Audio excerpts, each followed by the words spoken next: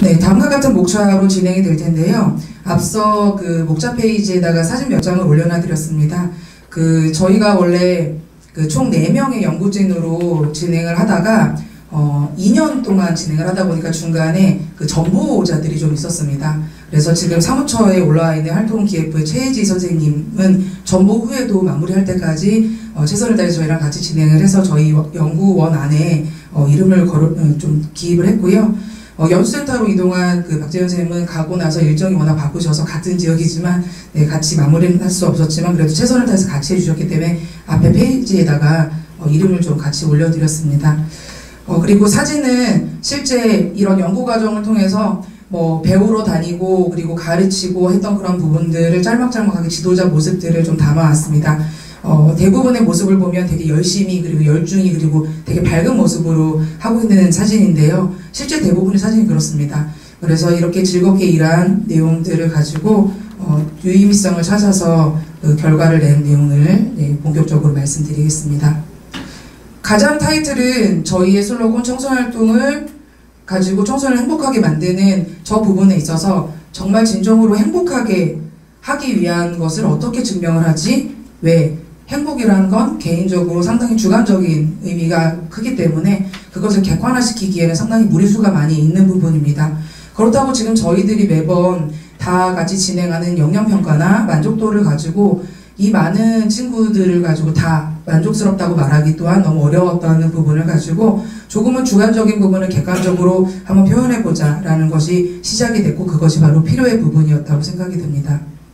그리고 타이틀 중에 왜 공회를 가지고 진행을 했느냐라는 물음에 있어서는 2016년도 상반기에 청소년 지도자들을 대상으로 설문을 했었을 때 1위가 신체활동 쪽에 보급이 좀 있었으면 좋겠다. 2위가 공회 쪽에 청소년활동의 보급이나 활동 연구가 좀 있었으면 좋겠다는 데이터가 있었습니다. 그래서 그 부분과 더불어서 실제 국립중앙청소년수련원에서 청소년 활동으로 공회를 지원을 하는데 전체 영역권 중에 30% 정도를 차지합니다. 상당히 연구하기 좋은 조건을 가지고 있었기 때문에 그 부분을 가지고 메인으로 진행을 하게 되었습니다. 3가지 연구 문제를 가지고 진행을 했는데요. 나와있듯이 첫 번째는 일단 공회 활동을 하고 나서 청소년들이 느끼는 행복감들이 과연 똑같진 않을 텐데 어떤 영역에서 행복함을 느끼게 될 건지를 좀 분리를 하기 위한 유형 분석을 진행을 하기 위한 연구 문제가 있었고요. 그리고 청소년 현장에서는 과연 지도자들이 요즘에 어떤 부분의 트렌드가 진행이 되고 또 어떤 필요사항이 있는지에 대한 좀 조사가 필요하겠다는 생각을 해서 두 번째 연구 문제를 삼았습니다. 세 번째는 그렇다면 이 공회 활동을 가지고 우리 국립이 할 수 있는, 국립수련회 할 수 있는 것은 무엇인지에 대한 것을 최종적으로 풀어보는 단계로 진행을 했습니다. 연구 대상은 공회 활동에 자발적으로 참여한 청소년들이 기본 대상이 되고요. 표집 인원은 초등학교 32, 그리고 중학교 30, 고등학교 34명, 총 94명의 친구들이 표집 대상이 되었습니다. 아무래도 이 설문이다 보니까 무조건 해주세요라고 할 수가 없어서 학교의 동의를 얻은 사업에서만 추출을 하게 되었고요. 그리고 남녀 비율을 좀 생각을 해서 남녀 공학 위주로 선정을 했습니다. 하지만 실질적으로 남녀의 비율은 상당수 차이가 있습니다. 실제 남자친구들보다는 여자친구들이 자발적 참여율이 더 많기 때문에 그렇게 해서도 남자친구들의 비율이 상당히 적은 편입니다. 지도자를 대상으로 조사한 것은 서울특별시와 광역권에 있는 청소년 시설 193개의 시설을 가지고 홈페이지나 그리고 유선상의 전화통화를 통해서 자료 표집을 했고 그리고 엑셀을 통해서 기술 통계를 진행을 했습니다. 조사 기간은 다음과 같습니다. 연구 절차입니다. 연구 절차는 일단 청소년 편에서는 주관적 평가를 객관적으로 데이터하기 위한 척도 중에서 Q방법론이라는 데이터를 진행을 하게 되었고요. 실질적으로 모집을 구성한 다음에 표본 선정 그리고 그 표본에 맞는 카드를 제작해서 실질적으로 표본에게 그 카드를 직접 실행하는 단계를 진행을 했고 그것을 분리를 해서 그 안에 제출한 친구들 중에서는 이 활동을 실질적으로 정말 자발적으로 참여했느냐 아니냐에 대한 유무를 판정을 해서 그렇지 않다라고 한 친구들의 설문은 과감히 제거를 했습니다. 그렇게 해서 자료 분석을 통해서 실제 프로그램에 운영 적용을 해보았습니다. 지도자의 경우는 일단 연수센터에 등록되어 있는 청소년 시설이 한 800여 개 정도의 시설이 있습니다. 그것을 저희 연구 인원으로 모든 것을 표집하기에는 좀 무리수가 있어서 저희가 특별시하고 그리고 강력권, 5대 강력권을 중심으로 해서 표집하는 대상을 선정하게 되었고요. 그리고 17개 시도에 있는 지능센터에서 일부 자료를 요청을 하고 그리고 홈페이지나 유선조사를 통해서 자료를 획득을 했습니다. 일단 자료 수집의 청소년 부분의 자료 수집 부분인데요. 청소년 같은 경우는 일단 행복감의 큐 카드를 만들기 위해서 먼저 이렇게 개방형 질문을 통해서 내용을 표집을 해서 거기에서 내용을 추출한 것을 실질적으로 전문가에게 의뢰를 해서 25개의 문항으로 표집을 해서 진행을 하게 됐습니다. 심층 면담이나 개방형 질문지를 통해서 추출한 실제 문구는 한 40여 개의 문구가 추출이 됐는데요. 그 중에 유의미성을 가지고 표출된 게 25개의 종이 표집이 됐고요. 표집한 내용은 여기에 있습니다. 1번부터 25번까지의 표준 내용이고 실제 큐카드라고 해서 이것을 분리를 해서 이제 점선을 절개를 합니다. 가위로 절개를 해서 여기 뒤에 보이는 이렇게 생긴 배열 카드에다가 가장 본인이 생각하는 제일 좋은 문항이라고 생각하는 부분, 여기 나와 있는 것 중에 나는 정서적 긴장감과 불안감이 해소된다, 공예활동을 통해서 그 부분이 나는 제일 좀 높은 점수다 하면은 가장 높은 칸에 이게 칸별로 해서 기입을 붙이게끔 나열이 되어 있습니다. 나래비는 중심 0점을 기준으로 해서 플러스 마이너스 4점까지 데이터가 붙이게 되어 있고요. 실제 진행을 하다가 친구들의 질문이 나왔던 게 선생님 저는 25개가 다 마음에 드는데 여기다가 다 붙이면 안 돼요? 하는 그런 친구들도 사실상 있었습니다. 근데 친구들에게 그러면 이제 마음은 고맙지만 실질적으로 구분을 해야 되기 때문에 조금이라도 차이를 두고 여기에 있는 표의 구분을 좀 시켜달라고 그렇게 친구들에게 요청을 했고 친구들이 거기에 맞춰서 다 기입을 해 주었습니다. 계속해서 큐방법론 이렇게 얘기를 하는데 실질적으로 여기 계신 분들 상당히 좀 생소하신 연구 분야이고요. 사실 저도 요번에 처음으로 쓴 척도입니다. 큐방법론 같은 경우는 그래도 생각보다 상당히 오래전부터 연구가 되어 와 있었고요. 본격적으로 저희들 같은 경우는 2000년도 초입부터 연구의 활동이 진행되고 대부분이 심리적으로 속 마음을 알아야 되는 그런 주관적인 부분을 수치화하기 위한 데이터로 상당히 많이 쓰는데 주로 의료 쪽에서 많이 사용을 합니다. 그중에 예제를 이 샘플인데요. 대학교에서 신체활동에 대한 분석을 했을 때 우리가 행복감이라는 얘기는 대체적으로 얘기를 동일하게 나눠보면 선호도 아니면 이렇게 좋다라는 그런 쪽으로 표현을 하다 보니까 행복감이나 선호도나 이런 것들을 되게 좀 비슷하게 사용을 하게 됩니다. 여기처럼 일반 대학생과 운동하는 사람들이 신체활동을 할 때 느끼는 본인이 하고자 하는 의지가 이렇게 다르다는 것을 보여주는 그런 예제입니다. 이런 기준으로 해서 96명의 친구들을 가지고 큐방법론, 큐커널을 이용해서 표집을 돌려본 결과 이렇게 6가지 유형으로 분리가 되어서 나왔습니다. 이따 자세하게 나오기 때문에 6가지 유형을 좀 디테일하게 나오는 부분들을 제가 뒤에서 설명을 드리도록 하겠습니다. 나온 값에 대한 부분인데요. 먼저 여기 앞전에 나와 있는 부분은 6영역인데 4영역으로 지금 표시가 되어 있는데 영역이 분리되어 있는 부분에 대해서는 뒤에 바로 설명이 들어갑니다. 그 중에 좀 관심 있게 보셔야 될 부분이 여기 부분인데요. 다른 데에 비해서 아직급이 상당히 높습니다. 그 부분은 전문가분에게도 말씀을 드렸고 그리고 데이터를 본 결과 저희가 인원이 큐방법에는 사실 96명, 100명이 넘어가는 표집은 유효하지 않다라고 합니다.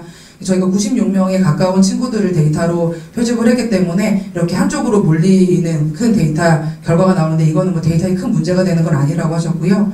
그리고 여기 나와 있는 여기 표시되어 있는 부분은 설명도입니다.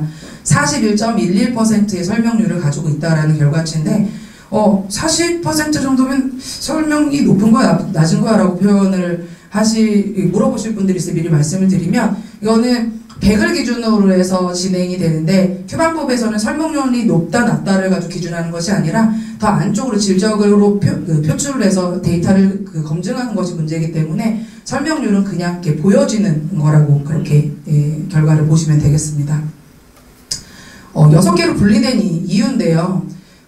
그 팩터 유형 2번에 보면 여기 보면 정말 적극 반대적인 성향을 가지고 있는 성향의 문항들이 있어서 그거를 다시 따로 분리를 시키는 작업이 그 안에서 데이터 안에서 생성이 됩니다. 그래서 지금 나와 있듯이 여기 있는 40.8% 정도의 그 반대적인 요소를 다 따로 추출해서 5영역으로 분리가 되고요. 4영역 또한 이만큼의 반대 데이터를 가지고 타입 6영역으로 분리를 시키게 됩니다. 그래서 나와 있는 것이 총 6개의 그 타입으로 분리가 되어 있다는 걸 설명을 드립니다. 여기 나와 있는 것은 인자가중치라는 것은 데이터가 나와 있는 것 중에 가장 그 데이터에 딱 맞는 그 데이터의 그 표집이 사람이라고 보시면 됩니다. 1유형의 33명의 친구들 중에서 1유형을 가장 메인으로 담고 있는 친구가 17세 고등학교 여학생 친구고, 실질적으로 이름이랑 이런 데이터들이 다 있습니다. 근데 이제 연구 안에서 이름을 다 공식적으로 거론할 수가 없기 때문에 그냥 이렇게만 제가 표식을 드렸고, 여기 나와 있는 샵 몇 이렇게 되어 있는 여기 부분은 바로 넘버링입니다. 친구들이 초등학교 32명, 중학교 30명, 그리고 고등학교 34명의 친구들이 표집이 되어 있기 때문에 32번까지는 초등학생, 33번부터 뭐 중간 단 정도까지는 중학생, 마지막에 고등학생 이렇게 표집이 되어 있고요. 실질적으로 이렇게 골고루 유형별로 대표격을 두는 친구들이 여기 생성하게 됐습니다. 인자가중치가 가장 높은 그 데이터를 뽑는 이유는 이게 질적 연구다 보니까 여기 해당되는 친구들이 대표성을 가지고 있기 때문에 나중에 질의응답, 심층면담을 이 친구들을 대상으로 집중 취재를 하게 됩니다. 그래서 이 친구들을 표집을 한 데이터가 바로 이 페이지고요. 본격적으로 유형별로 나와 있는 내용들입니다.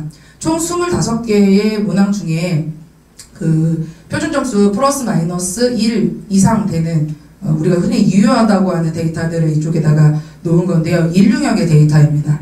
1유형은 플러스의 요인들이 이렇게 나와 있고요. 마이너스, 나는 공예활동을 하면 저런 부분 때문에 행복함을 느껴. 아니, 나는 공예활동에 얘는 별로 그닥 나한테 영향을 주지 않는데 라는 그런 데이터를 보시면 됩니다. 이 앞쪽 여기 나와 있는 유형의 이름은 앞에 나와 있는 이 인자들을 가지고 플러스 마이너스 여기 있는 것만 추출하는 것이 아니라 밑에 있는 것까지 같이 해석을 해서 이름을 명명하게 됩니다. 내용을 보시게 되면 대체적으로 타인에게 관심을 많이 받고자 하고, 그리고 자존감, 본인에 대한 자신이 상당히 높은 친구들이 바로 이런 쪽의 형태를 가지고 있었습니다. 실질적으로 이런 유형을 분리시킨 다음에 그 캠프에 요 친구들을 집중적으로 여기에 맞춰서 한번 지도를 해봤는데요. 이 친구들 같은 경우는 조금 더 타인한테 관심을 받는 것도 좋아하고 지도자들한테도 되게 좀 많이 관심을 많이 갖는 친구들이기 때문에 조금 더 적극적인 피드백을 많이 줬고, 그리고 보여주는 뭐 작품 같은 것들을 좀 이렇게 내어 보여주는 그런 것들을 진행을 했더니 상당히 친구들이 좀 더 좋아하는 그런 성향들이 좀 있었습니다. 두 번째 성향입니다. 두 번째 유형은 나와 있는 대로 상당히 무언가를 하는 데 있어서 막 참으면서까지도 하고자 하는 그런 의지들이 있는 그런 내용들을 가지고 추출한 내용이 바로 성취 도전형의 유형입니다. 이 친구들 같은 경우는 실질적으로 그 소스를 줄 때 이렇게 바로바로 수행을 할 수 있는 여러 가지 내용들을 좀 주고, 대신에 여기 보면은 다른 사람들이 본인의 작품을 볼 때 즐겁다가 아닌 상당히 그런 쪽으로 별로 좋아하지 않아서 하고 있는 작품을 잘 보여줘, 누구한테 노출시켜, 이렇게 하는 것들을 좀 최대한 배제하고 이렇게 나와 집중할 수 있는 그런 쪽의 환경을 최대한 만들어주는 그런 쪽에 진행을 해보았었습니다.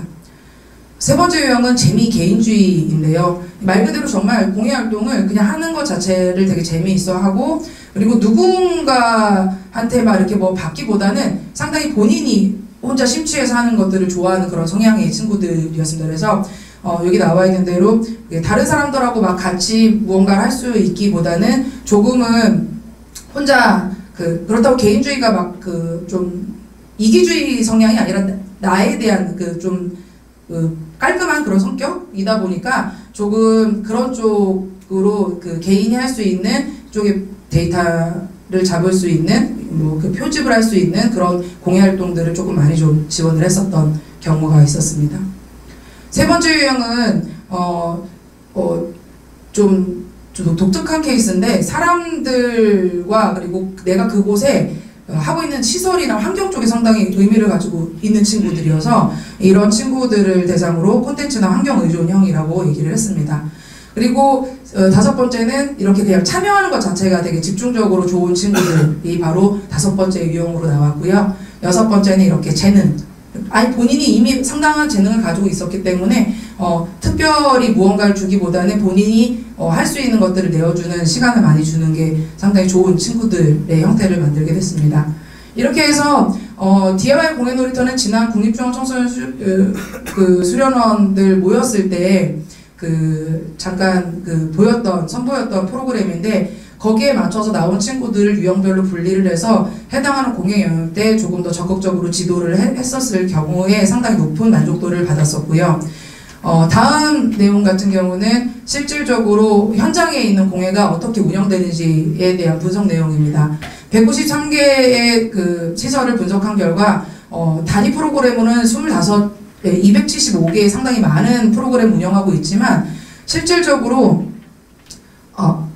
이쪽에 데이터가 없네요. 실질적으로는 한 63개 정도의 기관에서만 공예활동을 진행을 하고 있고, 그리고 나머지의 경우는 실제 공예활동 운영하지 않았습니다. 또 되게 좀 집중해서 봐야 될 부분이 외부 지도자들한테 의존하는 경우가 상당히 많았었습니다. 그래서 외부 의존도들이 많았던 그런 이유들을 기본으로 해서 내용을 본 결과, 외부 강사들한테 의존을 한 이유가 뭡니까? 라는 유선 전화에서는 일단 우리 일이 너무 많다, 그리고 내가 하고 싶어도 역량이 부족하기 때문에 할 수가 없다라는 내용을 주로 얘기를 하셨고, 가지고 있는 운영하는 프로그램 중에 가장 많이 한 프로그램은 현재까지는 손글씨, 캘리그라피류가 가장 많은 영역을 차지했습니다. 이 또한 외부에서는 이렇게 지도 역량이 필요하고 프로그램들이 필요하구나라는 거를 추출을 해서 실질적으로 저희가 이런 이제 지원받은 지원금으로 많은 교육을 받을 수 있었던 혜택이었는데요. 그래서 이런 보급활동을 가지고 공예활동이 상당히 많은 인원들, 그리고 보수교육이나 그리고 유튜브 영상에 고정적으로 늘 볼 수 있는 영상을 기재해서 올렸습니다. 이 장면이고요.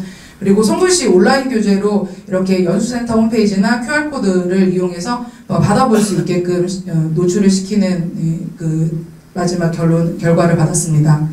논의 및 결론은 세 가지로 좀 나눠서 설명을 좀 드리면요. 첫 번째, 청소년 활동 부분입니다.